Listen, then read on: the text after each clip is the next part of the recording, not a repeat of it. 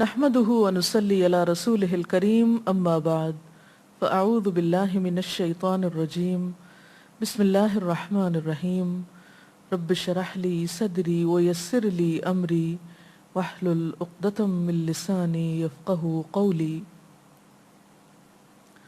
قرآن مجید میں اللہ سبحانہ وتعالیٰ کا ارشاد ہے وَتَزَوَّدُوا فَإِنَّ خَيْرَ الزَّادِ التَّقْوَى وَاتَّقُونِ يَا أُولِي الْأَلْبَابِ۔ سفر حج پہ جانے کے لیے زاد راہ لے لیا کرو، یقیناً بہترین زاد راہ تقوی ہے، اور مجھی سے ڈرو اے عقل مند لوگو، اے عقل والو۔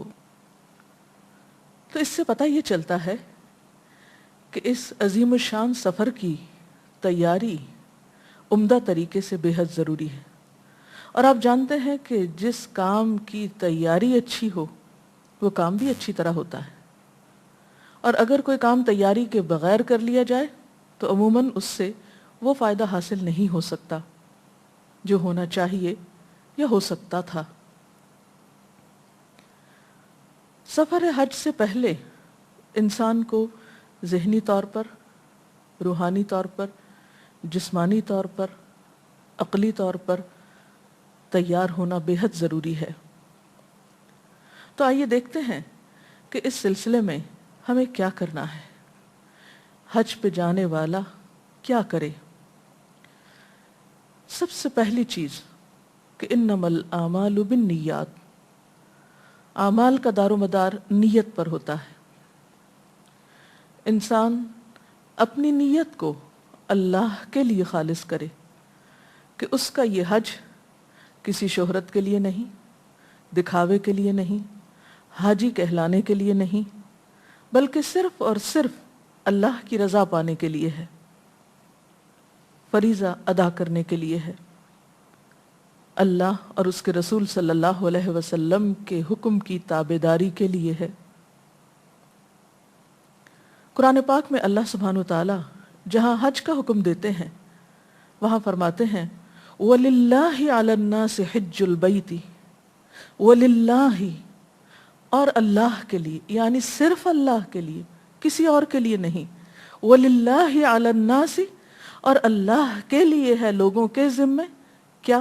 حج البیت، بیت اللہ کا حج، من استطاع الیہ سبیلا، جسے بھی اس راستے کی استطاعت ہو، جو بھی سفر حج کی استطاعت رکھتا ہو۔ اسی طرح ایک اور جگہ پر فرمایا وَأَتِمُّ الْحَجَّ وَالْعُمْرَةَ لِلَّهِ، اور پورا کرو حج اور عمرے کو اللہ کے لیے۔ تو سب سے پہلی چیز جو ایک حاجی کو اپنے ذہن میں رکھنی چاہیے وہ یہ ہے کہ میرا یہ سفر صرف اور صرف اللہ کی خاطر ہے، اس کی رضا کے لیے، کیونکہ کوئی بھی کام جس میں اللہ تعالیٰ کے ساتھ کسی اور کی رضا شریک کر لی جائے وہ کام اللہ تعالیٰ کی رضا کا پھر نہیں رہتا۔ سورۃ الکہف کے آخر میں اللہ تعالیٰ فرماتے ہیں مَنْ كَانَ يَرْجُو لِقَاءَ رَبِّهِ فَلْيَعْمَلْ عَمَلًا صَالِحًا وَلَا يُشْرِكْ بِعِبَادَةِ رَبِّهِ أَحَدًا، جو بھی اپنے رب سے ملاقات کی امید رکھتا ہے اسے چاہیے کہ نیک عمل کرے اور اس کی عبادت میں کسی کو شریک نہ کرے۔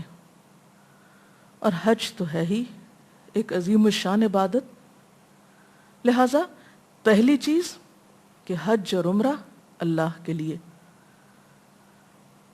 پھر وَتَزَوَّدُوا، زاد راہ لے کر چلو، یعنی سفر میں جو بھی ضروریات زندگی ہیں ان کا اہتمام کر کے چلو۔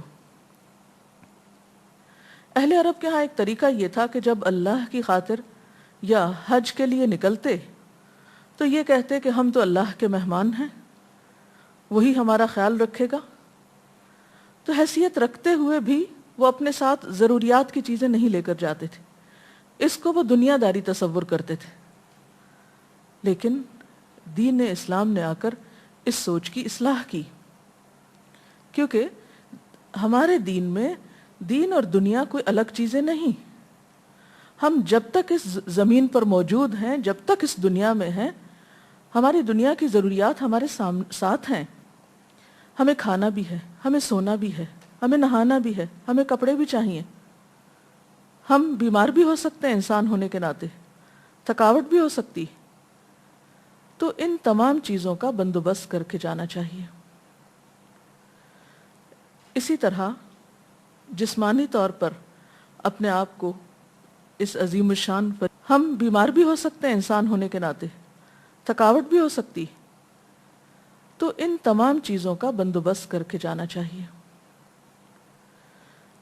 اسی طرح جسمانی طور پر اپنے آپ کو اس عظیم الشان فریضے کی ادائیگی کے لیے تیار کرنا ضروری ہے. جانے سے پہلے ایسے کام نہیں کرنے چاہیے کہ جس میں انسان بہت تھک جائے. اگر انسان کسی خاص بیماری کا شکار ہے تو خصوصی طور پر توجہ کے ساتھ علاج کروائے تاکہ وہاں جا کر دوسروں پر بوجھ نہ بنے، وہاں جا کر فریضے کی ادائیگی میں غفلت نہ کرے. مثلاً اگر آپ کو زیادہ چلنے پھرنے کی عادت نہیں تو آپ کو باقاعدہ روز چلنا چاہیے، کیونکہ سفر حج میں انسان کو بہت چلنے کی ضرورت پیش آتی ہے. یعنی سفر حج جسمانی مشقت کا سفر ہے، وہ صرف ایک جذباتی سفر نہیں ہے. لہٰذا آپ طواف کر رہے ہیں یا آپ سعی کر رہے ہیں، آپ ایک مقام سے دوسرے مقام تک جا رہے ہیں، آپ مسجد الحرام میں نماز پڑھنے کے لیے جا رہے ہیں، آپ واپس اپنی قیامگاہ تک جا رہے ہیں، تو قریب قریب میں آپ کو گاڑی یا سواری میسر نہیں ہوگی. آپ کو طویل فاصلے پیدل طے کرنے ہوں گے، اس کے ساتھ دھوپ بھی ہوگی، اس کے ساتھ لوگوں کا ازدحام بھی ہوگا. لہٰذا بے حد ضروری ہے کہ آپ جسمانی طور پر ایکٹیو ہوں. اس لیے اگر جانے سے پہلے باقاعدہ روز چلنے کی پریکٹس ہو تو وہ سفر آسان ہو سکتا ہے. اسی طرح سفر حج میں جانے سے پہلے انسان زاد راہ میں جو بھی چیزیں لے کر جائے وہ حلال مال سے ہوں، کیونکہ جب انسان حرام مال کے ساتھ حج کا ارادہ کرتا ہے تو حج قبول نہیں ہوتا. نبی صلی اللہ علیہ وسلم نے فرمایا ان اللہ طیب، بے شک اللہ پاک ہے، لا يقبل الا طیبا، قبول نہیں کرتا وہ یعنی انسان کا نفقہ صدقہ مگر یہ کہ وہ پاکیزہ مال سے ہو. کیونکہ جب ایک انسان حرام کھا کر، حرام پہن کر، حرام مال ساتھ لے جا کر لبیک پکارتا ہے تو اس کے لیے اس کی لبیک قبول نہیں ہوتی. لہٰذا سفر حج کے لیے حلال مال کا اہتمام بے حد ضروری ہے. اسی طرح روانگی سے پہلے رشتہ داروں اور دوستوں اور دیگر افراد ان سے میل ملاقات، ان کے حق میں اگر کوئی کمی کوتاہی ہو تو اس کی ادائیگی بہت ضروری ہے. مثلاً یہ کہ اگر آپ نے کسی کا قرض لیا ہوا ہے یا کسی کی امانت آپ کے پاس تو قرضے اور امانتیں واپس لوٹائیے. اسی طرح اگر کوئی ناراض ہے تو اس کو منا لیجئے، تاکہ ہر ایسی چیز سے پاک ہو کر انسان اللہ کی طرف رجوع کرے کہ واقعی اس کا حج مبرور ہو. یہ نہیں کہ انسان لوگوں کو ناراض کرے، حقوق و لباد کا خیال نہ رکھے اور دوسری طرف حج کرنے کو چلا جائے. اللہ تعالیٰ اپنے حق میں کمی کوتاہی تو معاف کر دیتے ہیں، لیکن بندوں کے حقوق میں کمی کوتاہی کو اس وقت تک معاف نہیں کریں گے جب تک کہ بندے معاف نہ کر دیں. بہرحال اس چیز کا اہتمام بے حد ضروری ہے. پھر اسی طرح یہ ہے کہ حج کا طریقہ آتا ہو، علمی طور پر، عقلی طور پر آپ حج کے بارے میں درست معلومات رکھتے ہوں. کیونکہ اگر آپ حج کے لیے جا رہے ہیں، آپ کو بہت شوق ہے، آپ بہت خوشی کے ساتھ روانہ ہو رہے ہیں، مال آپ کا پاک ہے، باقی ذمہ داریاں بھی آپ نے پوری کر دی ہیں، لیکن آپ کو پتہ ہی نہیں کہ آپ کو کرنا کیا ہے، تو آپ کیا کریں گے؟ آپ صحیح حق ادا نہیں کر سکیں. اور وہاں اتنا موقع نہیں ہوتا کہ آپ ہر سٹیپ پر دوسروں سے پوچھیں، بعض اوقات کوئی بتانے والا بھی نہیں ہوتا. تو بہتر یہ ہے کہ جانے سے پہلے تربیت حاصل کر کے جائیں، اگر آپ خود کتابیں پڑھ سکتے ہیں تو اس موضوع پر اچھی کتابوں کا مطالعہ کریں، ایسے ٹیلی ویژن پروگرام یا ایسے ٹریننگ پروگرام اٹینڈ کریں جہاں پر باقاعدہ تربیت دی جاتی ہو،